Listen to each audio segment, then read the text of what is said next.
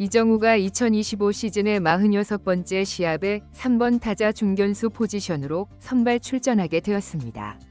대결 상대는 애틀레틱스. 애틀레틱스와의 3연전 중 마지막 매치업입니다. 샌프란시스코는 애틀레틱스와 맞닥뜨리면서 연속 패배에서 탈출했고 2연승까지 획득하면서 최근 10경기를 5할 승률로 조정해놨으며 1위 다저스와의 경기 차이를 2경기까지 단축시켜놨습니다. 같은 기간에 다저스가 엔젤스를 상대로 2연패를, 샌디에고도 시애틀에게 2연패를 경험하면서 순위 격차를 좁힐 수 있었던 것입니다. 애틀레틱스를 상대로 3연승을 이루면 더 바람직하겠지만 글쎄요. 그 길은 결코 수월해 보이지가 않습니다. 애틀레틱스의 선발 투수가 다저스와의 대결에서 1실점 완투로 활약했던 스프링스이기 때문입니다. 4점대 평균 자책점을 가지고 있지만 시즌 초기에만 부진했을 뿐 최근 경기들에서는 어떤 에이스도 부럽지 않은 훌륭한 투구를 보여주던 투수였습니다. 반면에 샌프란시스코의 선발 투수는 베테랑 벌랜더였습니다. 9경기를 선발 투수로 등판했는데 평균 자책점 4.02, 승리 없이 3패인 상황입니다. 42세임에도 최고 구속 97마일까지 송구한 것을 목격했었는데 그것만으로도 대단한 선수인 것은 틀림없지만 개인 능력의 훌륭한 투구보다는 운의 영역으로 결과물이 도출되고 있습니다. 그래서 이번 경기 역시 불안감이 우선이었습니다. 그리고 팀보다 더욱 중요하게 관심을 받는 이정후. 이정후가 팬들을 현재 들었다 내려놓았다 하고 있습니다. 전일 안타가 중지되면서 타율이 급격하게 하락해버린 상황입니다. 메이저리그의 10여 명 타격 경쟁자들은 풀타임을 연속하면서 그래도 제 기능을 수행해주고 있어서 이정후는 어느덧 통계치들이 경쟁에서 많이 뒤처져 버렸습니다. 상상조차 하기 싫지만 오늘 시합까지 무안타라면 이정후는 2할 7푼대까지 추락하게 됩니다. 가장 큰 문제점은 약 20일 동안 볼넷을 단 하나도 획득하지 못하고 있다는 점입니다. 안타를 50개 이상 기록한 선수들 중에서는 단연코 최하위입니다. 전일 세베리노에게는 삼진도 있었죠. 현재 타율은 2할 8푼 1리. 팬들이 예상하는 수준의 성적은 확실히 아닙니다. 게다가 라모스라는 선수가 5월에 놀라운 활약을 펼치면서 이미 이정후의 기록들을 넘어서 버려서 올스타에 선정되는 것조차 불확실한 상황이 되었습니다. 그렇다면 이정후가 이대로 종료되는 걸까요? 그런데 KBO 시절에도 저조했던 월이 존재했었습니다. 그럼에도 불구하고 어느새 극복하고 자신의 역량을 완벽하게 발휘하곤 했었죠. 이정후는 1회 초 원아웃 베이스 비어있는 상황에서 타석에 등장했습니다. 1회에 라모스가 첫 번째 공에 홈런을 쳐버리면서 갑작스러운 놀라움을 주었죠. 이정후는 첫 공 바깥쪽으로 향한 슬라이더를 그대로 주시했고 두 번째 공으로 또다시 슬라이더를 낮게 투구한 것을 약하게 접촉해 버리면서 3루 방향으로 흘러가는 그라운드볼로 아웃이 되고 말았습니다. 이정후는 스스로에게 압력을 가하고 있는 것으로 느껴집니다. 자신의 타격 실력이 더욱 많이 드러나면서 상대 팀들의 분석으로 좋은 구질이 도착하지 않는다는 것도 파악하고 여전히 새로운 투수들과 마주하고 있는 과정이기 때문에 좋지 않은 구질에도 방망이가 닿아버리면서 발생한 결과입니다. 이 시합은 전날 0으로 9회까지 진행되다가 10회에 끝내기 볼넷으로 승리한 것과 비슷한 지루한 경기의 연속이었습니다. 샌프란시스코는 6회까지 1회에 홈런을 친 라모스의 안타 외에는 단 한 개의 안타도 생산하지 못하고 있었습니다. 새벽 5시에 하품이 나오는 경기였죠.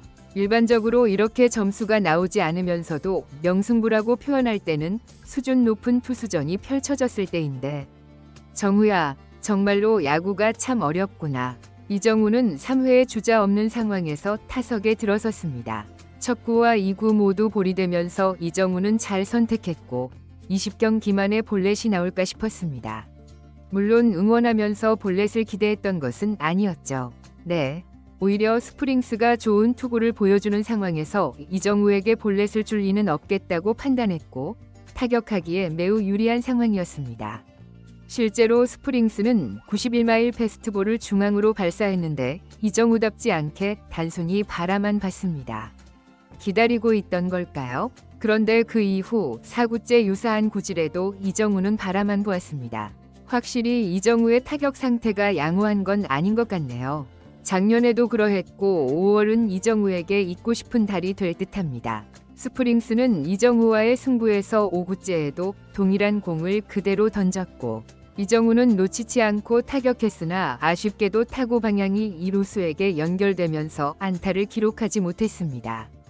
4회부터 벌렌더가 제구 불안정으로 의기가 있었다고 전해졌는데 결국 4회에 2실점을 하면서 5회에는 마운드에 올라가지 못했습니다.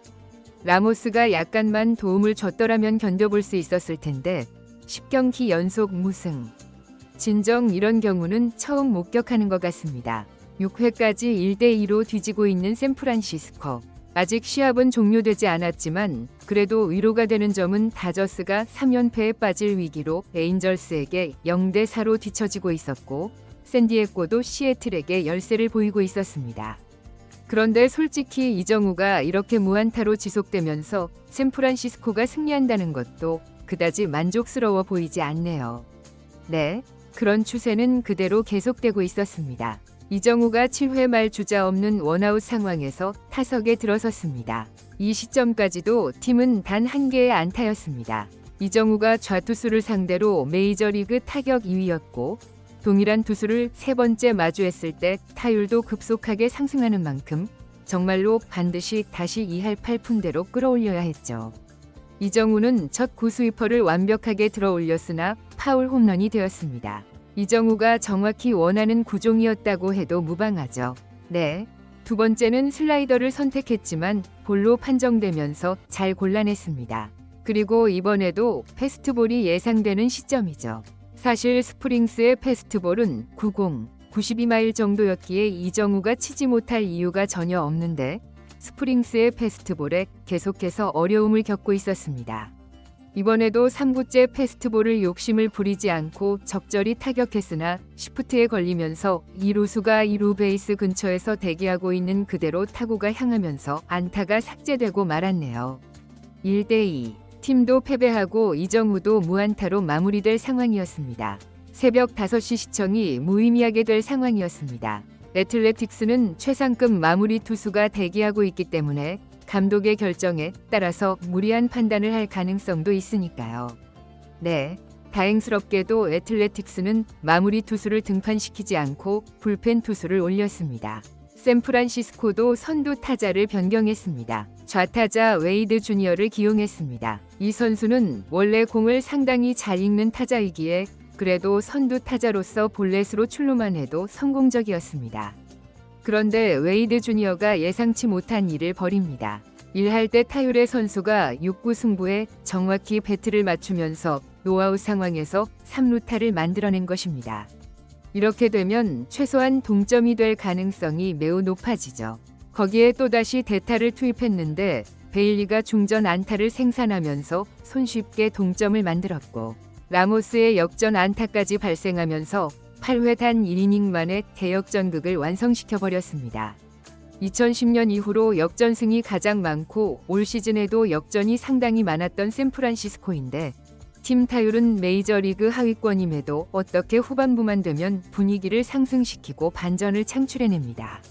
8회에 3대2로 역전한 상황에서 이정우가 투아웃 주자 1루 상황에서 네 번째 타석에 등장할 수 있었습니다.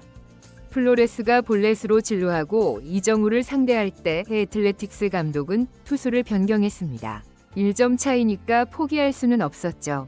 네, 이정우를 상대하는 투수는 우투수였는데 이정우는 아쉽게도 이 구만의 스윙을 시도하면서 낮은 슬라이더를 타격했고 플라이볼로 아웃되고 말았습니다. 4타수 무안타네요. 정말 안타까운 상황입니다. 네, 안타까움은 팬들의 마음속에만 있는 듯합니다. 샌프란시스코가 9회의 워커가 3타자 범퇴로 마무리하면서 승리를 확보했고 애틀레틱스를 상대로 3연승을 달성하면서 매우 기뻐했으며 경기 종료 이후에 이정우가 화면에 나타났는데 이정우도 그래도 만족스러운 표정이었습니다.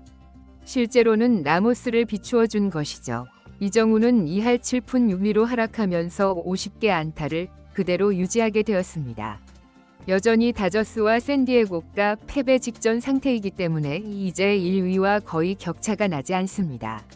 다음 캔자스시티와의 3연전에서도 팀뿐만 아니라 이정우도 회복되길 끝까지 응원하겠습니다.